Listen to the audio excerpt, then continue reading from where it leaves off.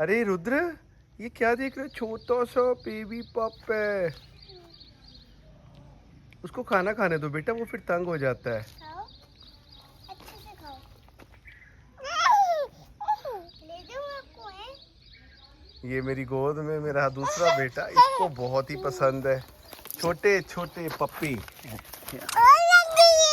अच्छा, अथू अथू को पकड़ रूडी, अथू को पकड़ो। अथू भी खेलना चाहता है छोटे छोटे पप्पी से। देखो जरा इसको, देखो कितना खुश हो रहा है। हाँ जी रूडी पकड़ो, सबको आने मत देना, दूर से खेलते हैं बेटू। ये छोटा सा पप्पी है। रूडी, अथू अथू अम्मा जल्दी आओ। अथू, छोटे छोटे पप्पीज के साथ। ओए कितना मजा आ रहा है इसको। टच नहीं करना, उसके मम्मी पापा गुस्सा हो जाते हैं। ध्यान से, बस बस बस बस बस, वेरी गुड।